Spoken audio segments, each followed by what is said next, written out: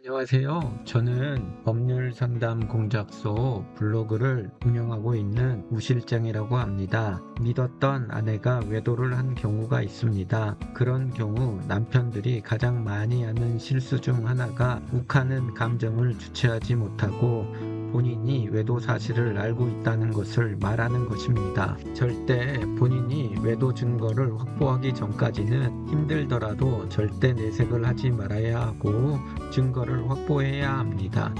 증거가 없으면 그 어떤 것도 할 수가 없고 오히려 의처증이 있는 사람으로 공격당할 수가 있습니다. 그리고 증거가 확보되었다라고 하면 그때 본인이 선택을 할 수가 있습니다. 이혼을 할 것인지 아니면 용서를 하고 살 것인지를 결정할 수 있습니다. 만일 본인이 외도한 아내와 이혼을 한다라고 하면 알아야 할 것들이 있습니다. 아무리 외도를 한 아내라고 하더라도 남편이 이혼을 원하기 때문에 무조건 이혼을 할 수가 있습니다. 그리고 만일 본인들의 혼인기간이 오래되었다라고 하면 본인이 아내에게 받게 되는 위자료보다 재산분할로 더 많은 금액을 지급해야 합니다. 보통 아내의 외도로 받을 수 있는 위자료는 증거가 명백한 경우 평균적으로 2천만 원 전후의 금액이 인정되고 정말 많이 인정되더라도 3천만 원이 나오는 경우가 아주 가끔씩 있습니다. 하지만 본인이 맞벌이 가정이고 아내가 자녀를 양육하고 결혼 6년 차 정도 되었을 때 아내에게 인정되는 재산 분할의 기여도는 30%에서 35% 정도 됩니다.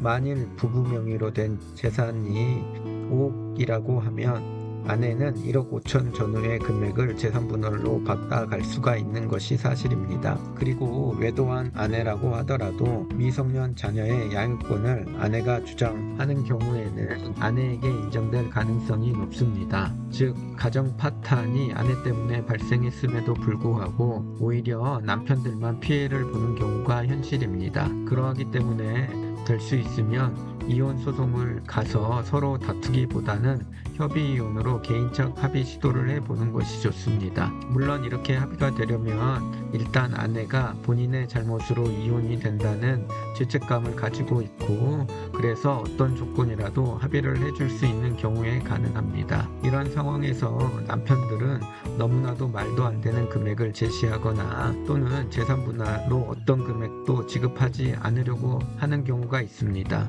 이렇게 되면 문제는 아내는 처음에는 그 당시만 하더라도 그렇게 합의서를 작성하고 협의이혼을 하려고 하지만 승려기간 동안에 본인 또한 상담을 받아보고 마음을 변해서 이혼 소송을 제기하는 분들이 정말 많습니다. 그렇게 되면 남편들만 피해를 봅니다. 그러하기 때문에 남편들은 일단 본인이 FM 쪽으로 지급해야 하는 재산분할 금액을 알아봐야 합니다. 그래서 FM 금액보다 한 20%덜 주는 금액을 지급하는 것으로 합의를 시도를 해봐야 합니다. 그런데 만일 아내는 말도 안 되는 조건을 말하거나 또는 합의 시도를 하지 않는다라고 하면 어쩔 수 없이 이혼 소송을 해야 합니다. 그렇게 되면 변호사를 선임해야 하는데 변호사 비용은 사무실에 따라서 다르기 때문에 꼭 여러 곳에 확인을 해서 상담을 받아봐야 합니다. 종합해보면 혼인기간이 짧아서 재산분할이 할 것이 없다라고 하면 모를까, 그렇지 않고 재산분할을 통해서 상대방에게 재산분할을 줘야 하는 금액이 크다라고 하면 될 수 있으면 합의 시도를 통해서 남편들이 경제적 피해를 최소화하는 방향으로 가는 것이 유리하다는 점 꼭 참고하시길 바랍니다. 오늘은 아내의 외도로 인하여서 이혼을 고려하는 분들이 참고해야 될 만한 것들에 대해서 간략하게 알려드렸습니다. 보다 자세한 것은 법률상담 공작소 블로그를 확인하시거나 저에게 연락을 주시면 언제든지 상담해 드리도록 하겠습니다. 오늘도 저의 영상 시청해 주셔서 고맙습니다. 감사합니다.